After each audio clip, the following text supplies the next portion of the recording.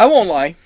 There's one thing I wanted this podcast to be, and it was about more of the philosophy of the culture that we're actually running into right now.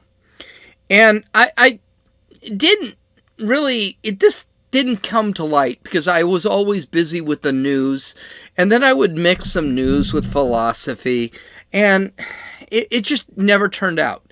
Well, now I'm writing a book, and I've decided, you know something, I need to finish this book, and I'm spending 5 days a week working on this podcast, and I decided, you know what, let's just go back to the philosophy that is necessary, that I wanted it to be. So I decided, let's take a look at culture on Tuesdays and Thursdays. Let's talk news on Mondays, Wednesdays, and Fridays. And I can throw my 2 cents in and hopefully make you think. So today, we're going to take a look at some culture. Thank you, Vox.com, because they got a hell of a lot of left-wing culture that is now part of the mainstream. So, let's talk about Richard Ramirez. This is Gene, and you're listening to Dumbasses Talking Politics. Hey, this is Gene. Welcome back to Dumbasses Talking Politics. Just had a nice long talk with Dave. He centered me, and I feel good about it. And here's something I'm going to tell you. I'm going to start talking more about culture. And the reason I want to talk about more about culture is because I think that the meaning of this podcast was to be more philosophical than news. And I think I moved into the news portion of this podcast. And that's not a thing I wanted. You've got Ben Shapiro. You've got Dave Rubin. You've got Steven Crowder. You've got people who know more about the news. But I think I want to talk more about philosophy, culture, and where we're going with this. So I've decided what I'm going to do is I'm going to talk about on Mondays, Wednesdays, and Fridays, we're going to talk about news. But on Tuesdays and Thursdays, I'm going to go into culture and talk about culture. And this should be really easy because the culture has become weird. The culture has mainstream thought is not a thing anymore. So let's start with this. Last week, Josie and I watched a Netflix miniseries called The Night Stalker, The Hunt for a Serial Killer. Actually, I saw this twice because Josie fell asleep once and I had to leave my place once. And so she didn't see it. I watched it a third time simply because I needed to talk about it here. But I was transfixed. And I was transfixed for a reason. Way back when, I'm old. I remember 1985. I was 17 years old. I lived in Los Angeles. Richard Ramirez, the Night Stalker, was a serious problem. Now, Josie was only 6 years old, so she lived in San Diego. So she has no idea why I was really curious about this whole case. The news at the time was insane. This guy was breaking into houses, typically because a window was unlocked, a door was unlocked, a screen door was unlocked, and he would walk in and do unspeakable horrors to people. And this happened for about a year, but it happened every few days. So every day you watch the news and you heard about the Night Stalker. And they had lots of different names. Night Stalker is the only one I really remember.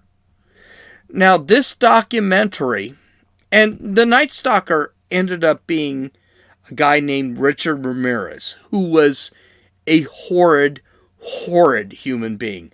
Trust me, when I read this article, I'm going to tell you he was a horrid, horrid human being. I recommend this documentary as far as true crime stories go. I love true crime stories.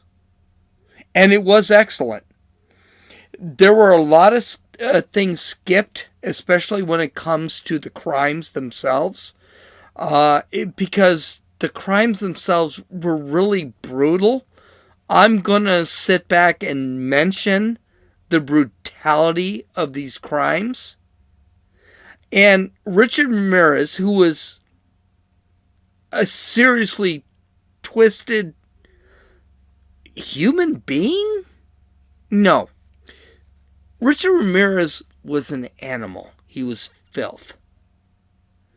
But outside of the fact that they didn't talk about all of his crimes, the story was pretty accurate.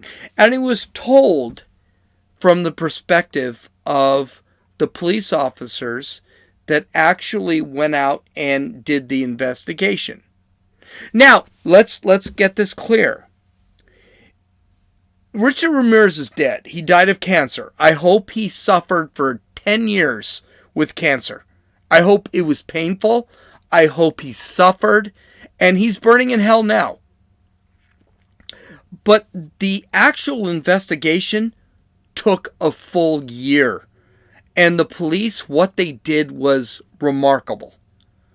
And the police suffered. But the left-wing news outlets, Vox, which is what I am going to reference, had a problem with this. One could tell through the title, Night Stalker Review, Netflix misguided Night Stalker series treats cops like gods by Aja Romano. By the way, if you read this on dumbasstalkingpolitics.com, yeah, the grammar is correct. That's what Vox does.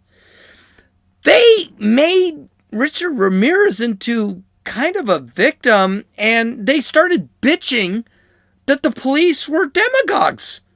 Okay, so what we're going to do is, this is what I love about this segment. We're going to read this article, and we're going to talk about it.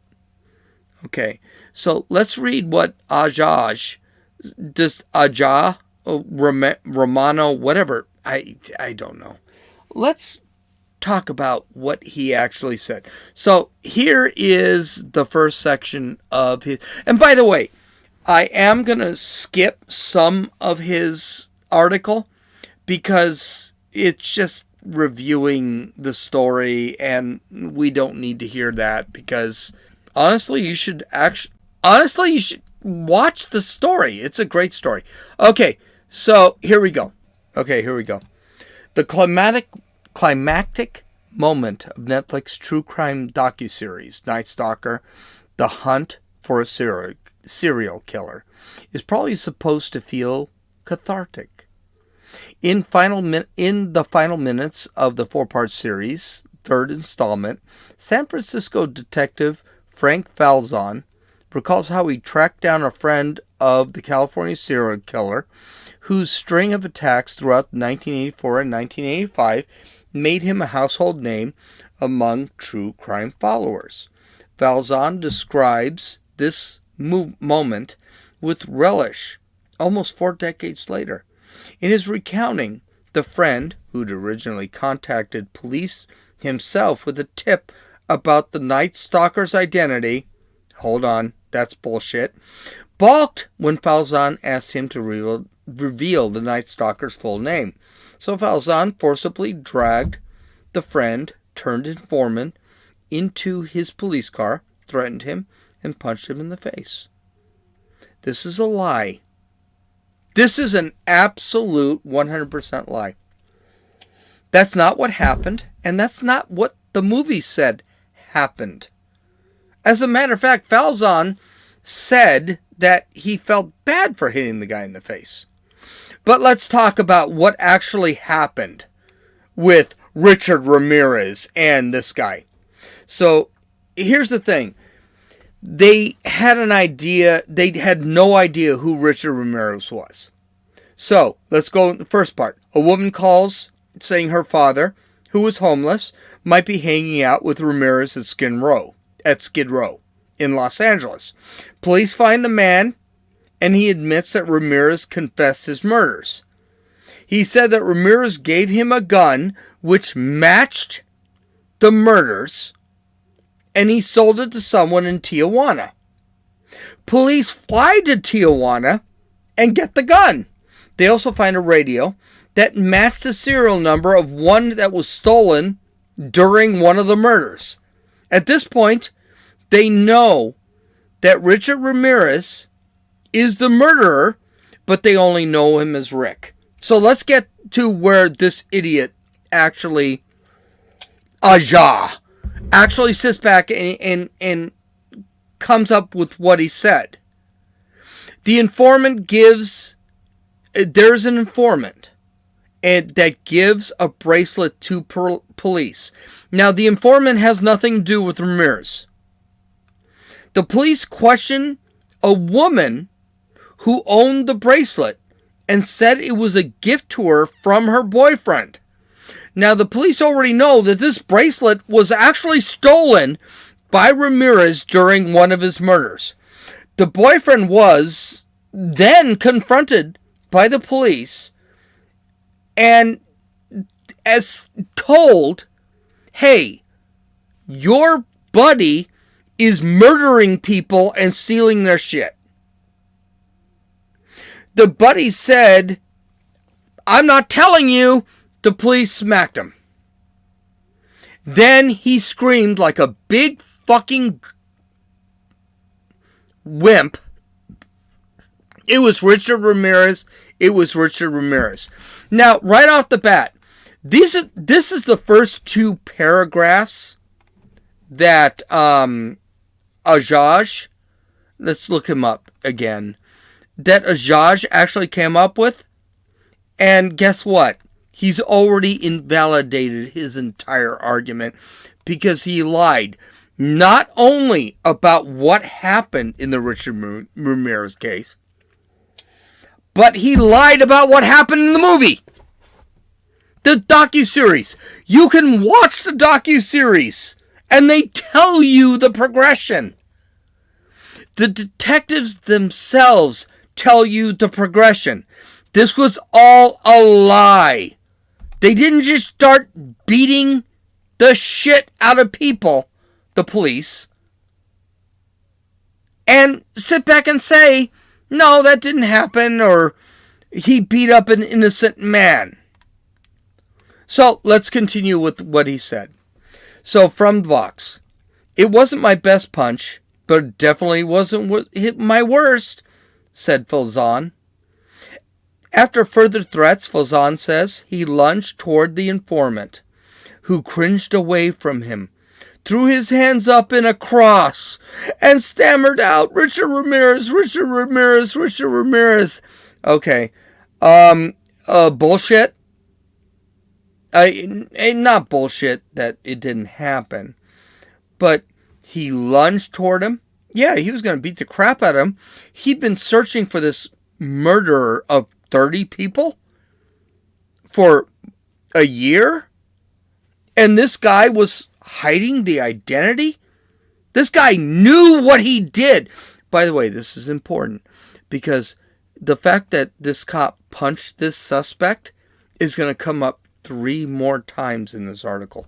I'm not kidding. Threw his hands up in a cross. Oh, really? A cross?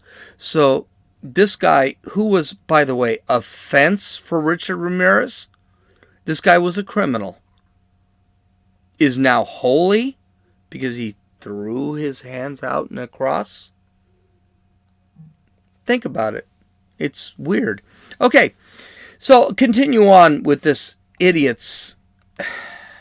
Yeah, and I'm probably going to get banned from Twitter, which you shouldn't follow me anyway, but because I sat back and I sent him a rather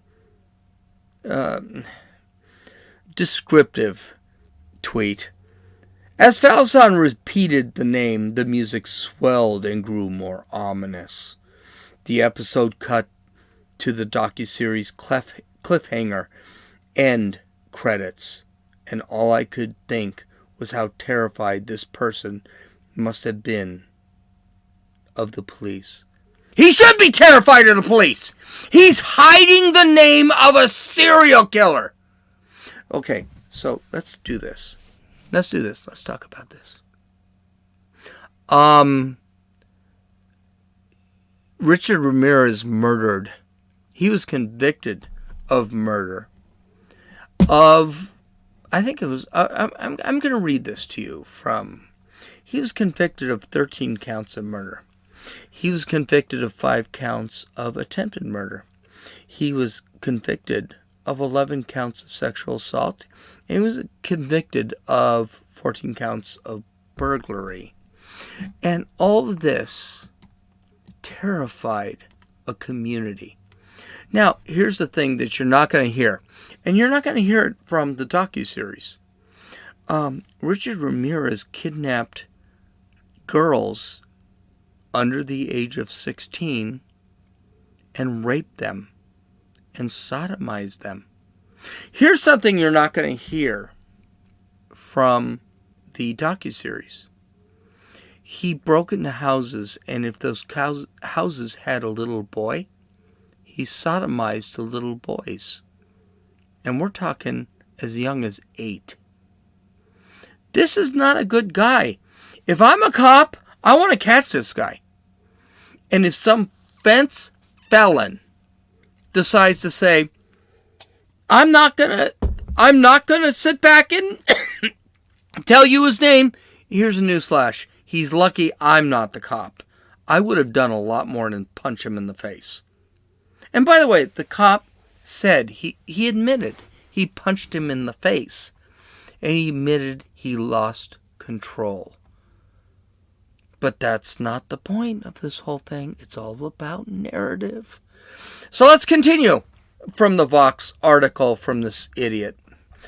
On the one hand, the production must have felt it would be satisfying to deprive Ramirez of some notoriety. To some extent, it is satisfying. In particular, it's inspiring to hear from Ramirez's survivors, including one couple who narrowly escaped their brush with Ramirez, and one victim who was assaulted by Ramirez when she was a child. She was kidnapped, raped, sodomized over and over again. So yes, I'm curious about that. Continuing, seeing her declare with certainty that she's fine feels like ultimate victory over Ramirez. By the way, I didn't mess up that quote. That's what he said. Continuing, but Ramirez's life arguably fits into the conversation about the cyclical nature of abuse and the cyclical horror of war, each a form of trauma. Oh, wow. Okay, we're going to get... Okay, there's a huge thing. Let me finish this. Likewise, a more thorough examination of Ramirez's action in the context of satanic panic would have made a fascinating discussion within the series, had it been handled well. To what extent Ramirez responding to the satanic panic of the era, and to what extent he was acting independent of it, but still becoming part of a larger societal hysteria. These are the themes I have loved to explore. Okay, here's the thing. Ramirez had a rough life. That's great. He murdered. He was convicted of murdering. How many? Let me look it up again. Oh yeah, 13 murders. He had raped women, sodomized women. He had raped girls, little girls, sodomized little girls. He had sodomized little boys, which is rape. I don't give a damn what he thinks. I don't think we need to sit back and say, well, society made this guy. And by the way, This never is discussed by this idiot. But, here's the thing. Yes, he had a rough life. He had bad father. He had a bad mother. His uncle was a Vietnam vet. That's what they're talking about. His Vietnam vet father had done unspeakable horrors in Vietnam and explained it to Richard.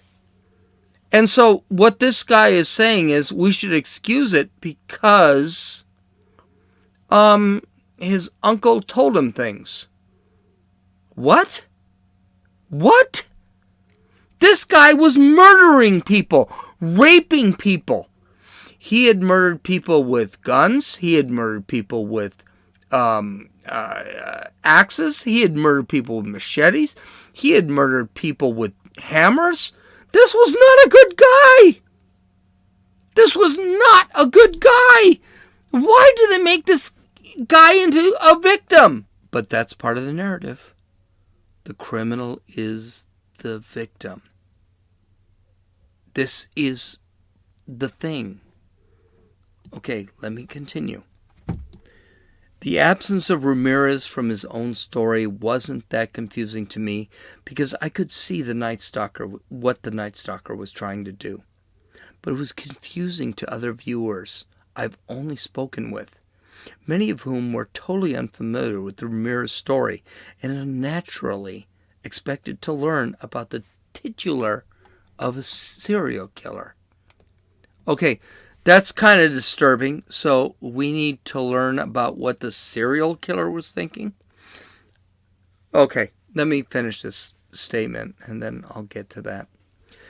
There's an obvious argument to be made that, quote, understanding the mind of a serial killer is too often used to justify overblown, glorified serial killer narratives. You think? Sure. But we also need to understand the minds of serial killers as well as the societal and personal circumstances that can lead to criminal behavior if we're going to fully understand the criminality and attempt to rehabilitate potential offenders before it's too late. Here's the thing. If you are a serial killer like Richard Ramirez, I don't think it's a good thing that I understand you. Because I don't want to understand you because it means I'm like you. We can't understand people like Richard Ramirez. There is no rehabilitation for people like Richard Ramirez. This is why the death penalty is a good thing. Because these people serve nothing societal. There is nothing we could gain from Richard Ramirez. Because the people who are going to be studying him don't understand in the first place, and they'll never understand. He's a sociopath. He's a psychopath. He's insane. He's going to give nothing. He can never be rehabilitated. But forget about the 13 people he killed. Forget about the tens of people he molested, raped, sodomized. It's about Richard Ramirez. And what it's going to come down to, it's about society. It's about society. Society is bad. Okay, let me read on this load of bullshit by Aja. Perhaps it was. Carrillo and Salerno seemed to do good police work, even if the clue that led to the killer came from a Northern California citizen who apparently got punched in the face for his good deed. The Northern California, quote, citizen, end quote, wasn't a citizen. He was a fence. He knew what Richard Ramirez was doing. He didn't care. And by the way, he did not report Richard Ramirez. His girlfriend, who he received a diamond bracelet from one of Richard Ramirez's victims, was given by this fence. So it's bullshit right off the bat. Again, that's the second time he says this. Continuing, we need to dedicate We need dedicated police officers who have a positive relationship with their communities. Whenever cops do good work that truly serves the public, that moment feels like a victory. It comes with deep relief and pride in the justice system for functioning as it should. Here's a newsflash. Do you know what the justice system could have done? Catch Richard Ramirez. I was in Los Angeles in the 80s. I remember locking doors, locking windows. I remember the fear that this caused. And it's going to get better. Okay, let's continue. But herein lies the difficulty of being a true crime fan. We have to recognize that police officers as a group perpetuate an inherently flawed and racist system of justice that fails people of color in marginalized communities far more often than it serves them. We can never lose sight of the reality that for every moment when cops and community are in harmony, there are countless others when the police force is the oppressor. And cases like Ramirez's are often used as an excuse for police to crack down and enact violence on people who aren't serial killers. Yeah, that's true, but when people are protecting serial killers, should you crack down on them to protect? And by the way, the communities of color that they keep talking about, I was in there and I seem to remember that it was communities of color, about 50 of them, that beat the living shit out of Richard Ramirez when they caught him because of the investigations the policemen did. The policemen did not find Richard Ramirez. It was the community of color in Los Angeles that found Richard Ramirez. And they did not hug him and love him and say, oh, you know, that you're a great guy and blah, blah, blah. They beat the fuck out of him to the point that the police had to create a perimeter around Richard Ramirez because they thought that the public, people of color in East Los Angeles, thought they were going to kill him. And they didn't want him killed. They wanted him to face justice. Okay, I'm continuing. Night Stalker doesn't acknowledge this paradox at all. It shouldn't. The purpose of the documentary was to show how the police actually caught him, how they identified him. It would have made a lot more interesting story than us trying to look into the mind of someone we're never going to understand. And by the way, they had a ton of interviews with Richard Ramirez. He's nuts. Absolutely crazy. Worthless to society. Let's call it what it is. Continuing. Instead, it retreats Carrillo and Salerno as like demigods. By the way, Carrillo is a person of color. It approvingly lets a cop talk about punching an informant in the face. That's the third time that was mentioned. In order to get the identity of Richard Ramirez, a man who killed 13 people, raped untold numbers of people, sodomized untold numbers of people, stole, killed. It approvingly lets a cop talk about and by the way, the cop thing, disrespectful.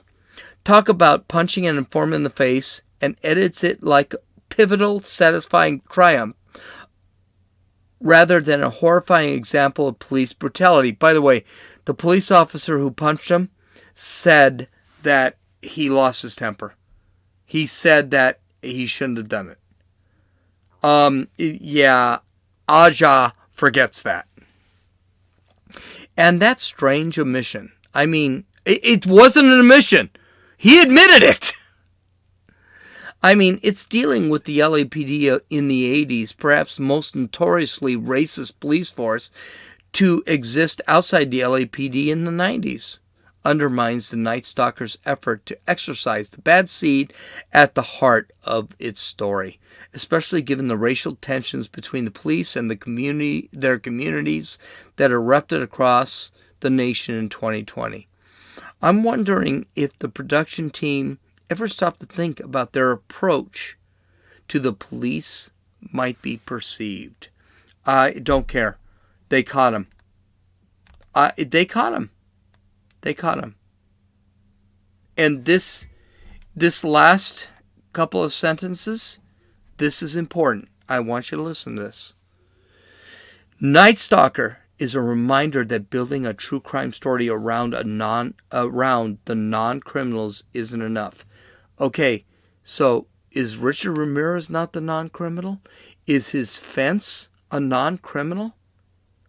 Are we seriously looking at people and saying they're non-criminals?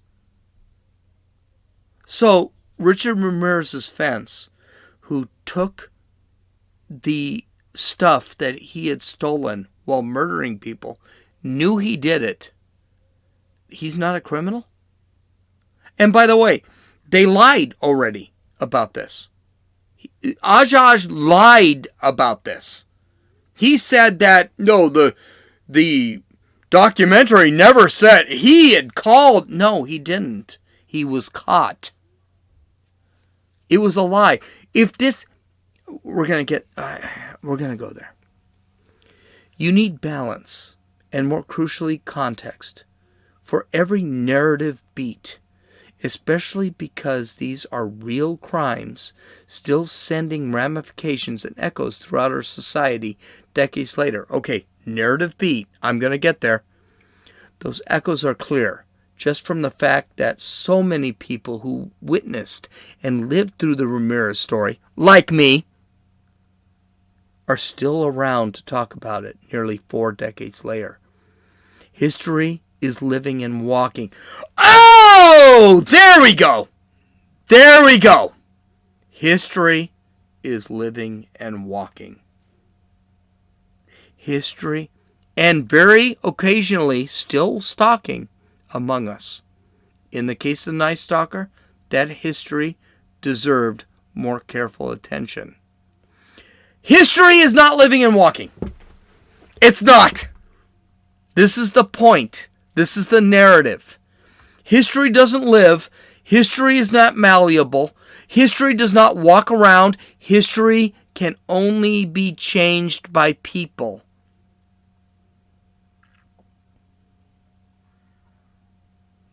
Hear that long pause? There's a reason for that long pause. History is history. It happened. That's it. This podcast is a history. That's it. That's what it is. Today, my day of walking or running 3 miles and things like that, that's history. It is what it is. And it doesn't change tomorrow. It's the same thing. Richard Ramirez is history. What he did, he did. That's it. Nothing more. And you cannot. Now, if you decide to change what Richard Ramirez did, or you try to make excuse for what Richard Ramirez did, that's fine. Maybe that's a sociological analysis. That's fine. But to sit back and say that history is malleable, history is living and walking, it's not. History is what history is. History says that Richard Ramirez murdered 11 people, or 13 people. He had 5 counts of attempted murder. He had 11 counts of a sexual assault. He had 14 counts of burglary. And by the way, that 11 counts of sexual assault actually was in the 30s. They just didn't do it because they didn't want to interview children. This is the narrative of the left. It is to make history into something that it's not. It's to make the police into something that's not. It's to make the government into something that it's not. And it's really sick. This is what's happening to our culture. And this is something that needs to be stopped and fought against. So I sent Aja a little text message. And I told him, you're an idiot. This was the worst effing article I've ever written. And obviously, you're 22 years old, just out of wherever, Harvard, or wherever you went, because you're obviously important. That's why Vox hired you. And you have no freaking idea what happened.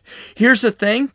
That guy that they punched in the face that was mentioned 3 times in this article, I would not have been really broken if they held a gun to the back of his head and said, what is his name? That serial killer who is raping little boys in the butt. What is his name? I would not have been broken up for it. That's what the police is going. And by the way, in the beginning of the podcast, I sat back and I said, this is what they got to get his name. These are the steps they got to find out if this was the guy and to finally get his name. The police did a remarkable job to find a guy who, honestly, never left clues, never left fingerprints, was really meticulous in his serial killing.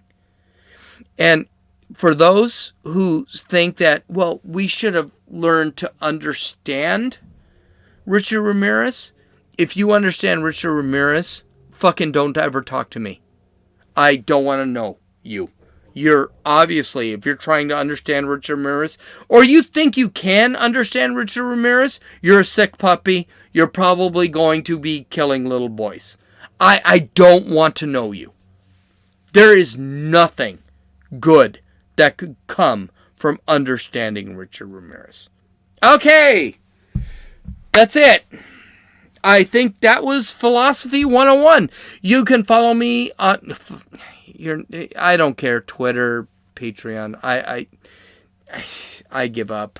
Parler, whatever. Visit my you can download or listen to this podcast on Apple Podcasts, Podbean, Podcast Addict, Stitcher, and YouTube. You can visit my website at www.dumbassestalkingpolitics. If you want to read a Josh Romano's thing, I think you should. You should learn what these people are thinking. Read that stuff. Leave a comment. Leave a like. This is Gene, and you've listened to Dumbasses Talking Politics.